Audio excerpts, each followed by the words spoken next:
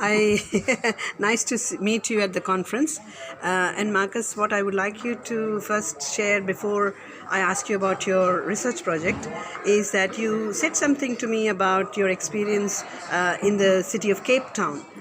So can you share that a little bit? How long you were there and what happened? So I was in 2017, between February and March. I was working for an NPO in South Africa. And one of the projects we were interested in was the water crisis in Cape Town.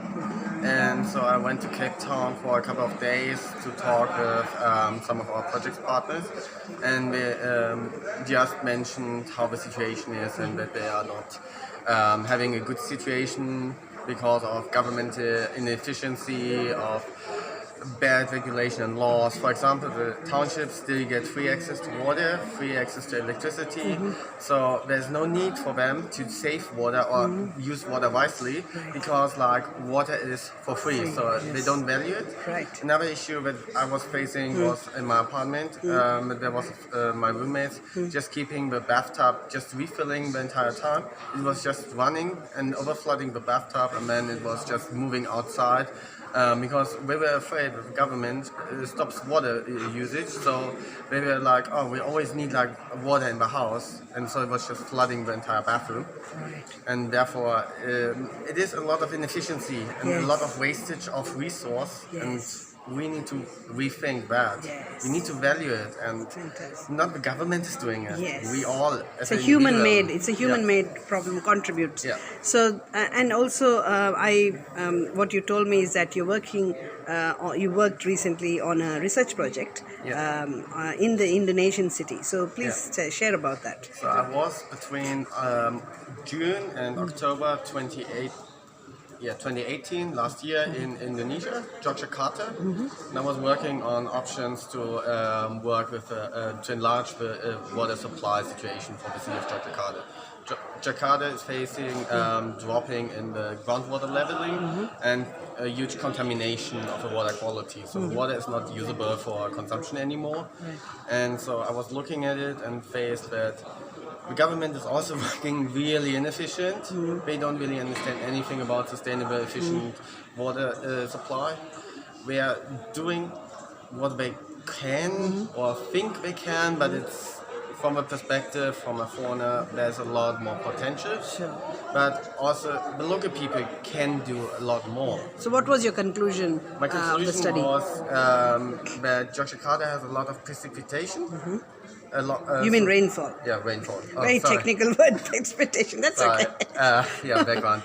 So a lot of rainfall, and the easiest option is installing at private households a rainwater tank, collecting rainwater, and you can use it for basically almost everything. Only drinking water, but this is just 2 liters per person per day or 3 liters. It is not a big amount of water what you use, but you can water your yard, you can use it for washing, you can use it for cleaning the house, you can clean your car, whatsoever, for whatever purpose you want and you need water, just use it for that. And if you want to cook or if you want to drink, you can use bottled water. It's still cheaper and it's still a better quality if you use rainwater, especially for your personal cleaning, hygiene, sanitation. I would prefer that instead of the water that was available from the government-owned water supplier. Sure. Therefore, this was my conclusion that there are a lot of different options. They don't need to be highly technical and centralized. So please give us some example of the, apart from rainwater harvesting, what else? We can also just, because Yogyakarta is highly densely populated, and so a lot of the surface area is covered with concrete, we can create more open space so water can infiltrate. So we can recharge the aquifer and use that water with bores, for example. So there's a second option for creating water supply. Sure. A third option would be we can build around Yogyakarta areas where we are not having channels, where we just have concrete channels channeling all the rainfall out of the area, because it's during the rainy season a lot of water coming, but it's not infiltrating, so it's just stucking there because of the coverage with concrete. There are options for not channeling it out, just infiltrate it in the area. So just recharge aquifers, use the water that's available, and it doesn't need the government. It can be locally done. It can be done with private industry. It can be done in cooperation with government officials. So it's very flexible. Yeah. These are flexible solutions. Yeah, which you can be scale done. it up. You can make it for just a private household. You can make it for a small community. You can build it up for an entire city for Sure. even 3 million people if you want to. Yeah. It needs to just all the different options needs to be combined. There is not one single solution. Yes. Like a lot of governmental officials I was speaking with, were always just thinking about desalination. Wow. Desalination is highly energy intensive. You need highly skilled labor. It is highly maintenance problem. If you have a big system, if you have a situation like you have in Yogyakarta, Yes. I cannot recommend this, Yes. but the government wants it because it's a highly shiny, bright technology solution. But your recommendation to the community Yeah. is that go for more sustainable, more smaller. A smaller system, look about rainfall, look about groundwater availability, have a look at, because of climate change, rainfall is getting unpredictable, yes, but there's always a solution. Yes. You have always rainfall somehow. It will be reduced, but then we have to just think, okay, if we have less income of like water in the system, then we need to reduce our consumption. Correct. So, Markus, last question. As a young 26-year-old, Yes. what is it that you think, if you had all the powers that you had, what would you do in that same city? What would be your first action to move to a solution?